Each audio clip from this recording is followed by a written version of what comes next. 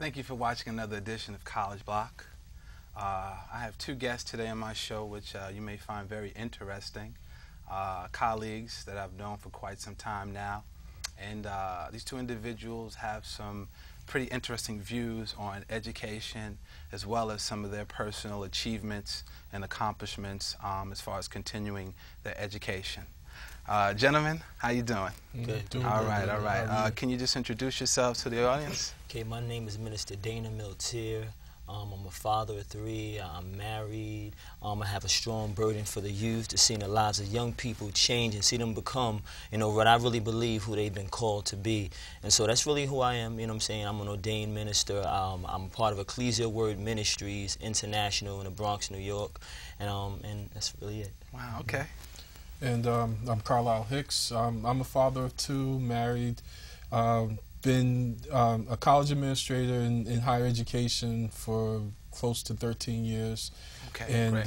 Been able, throughout my throughout the years working in higher education, I've, seen a lot of different things, a lot of different aspects that have given me, particular views about, as you said, education and things that I think in some situations people are unclear about sometimes. So, that'll probably be some of the stuff that I touch on in this. But I know that, my experience in college, just as an undergraduate, put me in a situation where I wanted to work in higher education because I saw it as an opportunity to try to help other people like myself, get through the college experience. So.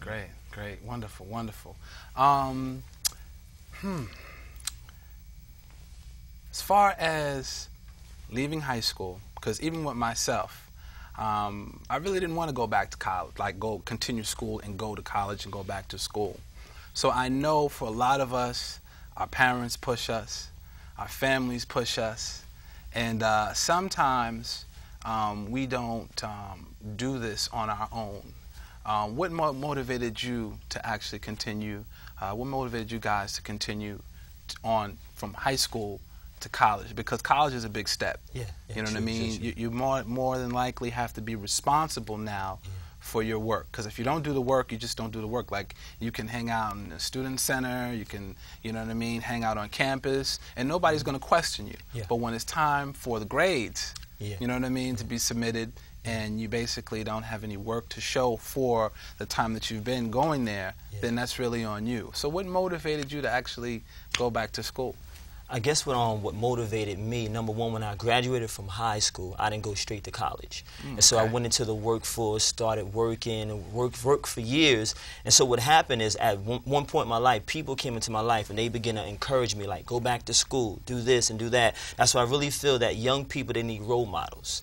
There need people that have gone before them that said, you can be successful, you can be someone. So those individuals played a very important role in my life. So now I begin to see, okay, I have a vision for my life. There's something that I want to become. So I begin to value going to school. So I really feel that with young people, they need a vision.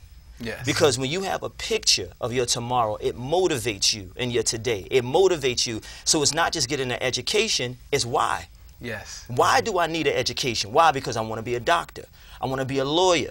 I want to be an entertainer. And in any aspect of life, you're going to need education. So that's one of the things, that there were people that motivated me, because sometimes young people, because they don't have always the right values and the right focuses, sometimes they don't always have the right motivation. So sometimes they need people to say, listen, direct your focus, to challenge them, to motivate them. And so that's my experience. And that's what I Okay. Yeah.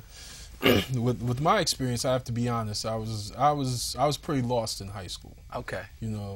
Halfway through high school, I just really got focused on hanging out, and chasing girls and everything. Because while people said I was intelligent, they always were telling me how smart I was, but I didn't value that because the people around me didn't value that. Okay. It's one of those realities of high school where girls don't think that smart is sexy or hot. They're into the athletes, the cool guys, the cool guys, the thugs.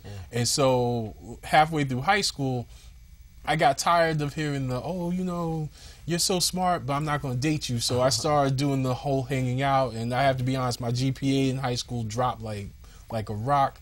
Wow. But then once high school started to come to an end, it started to hit me that, as you were saying, what's my vision? What am I going to be doing 5 years from now?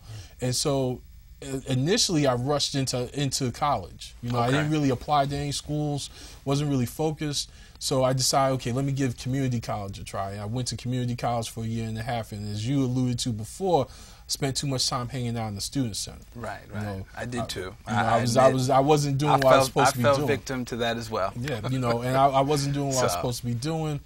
And then it hit me that, okay, let me go off to college. Let me go away to college. So I went away to college and still fell into the same trap of hanging out, chasing girls. And eventually what ended up happening to me was the institution that I was going to made the decision, you are no longer a part of this institution since you're not making academic progress. And that, for me, was a big slap in the face. That was my wake-up call. I came home, I started hanging out with my friends, but then I started seeing a lot of my friends from high school who were in college and who were doing things. They were coming home from their internships and things like that. And I started thinking, wait, why isn't this my life? And so I got back into the same institution.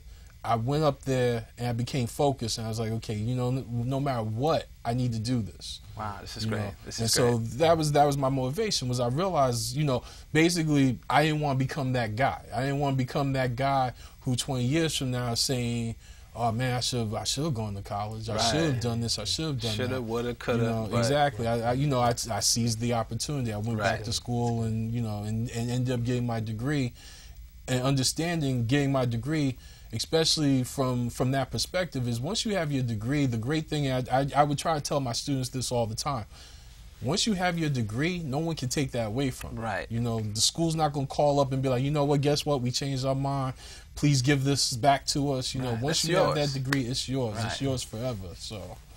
Right, right. Well, one of the things that College Blok is doing, and I'm working towards, is developing unique programs and outlets for young people or people just in general to either go to college, continue school, or trade school, or just further education. Okay. Interesting question that I have, and this is for our viewers as well. Does high school prepare young people for college? And if it doesn't, what are some ways that we can probably introduce different programs or things that can prepare young people for the level of responsibility as well as the lifestyle? Because as you know, there's parties, there's drugs, there's guys, girls, things that they might not have really had the access to now that they're lit. Now this is different because they're living on their own and they basically create their own time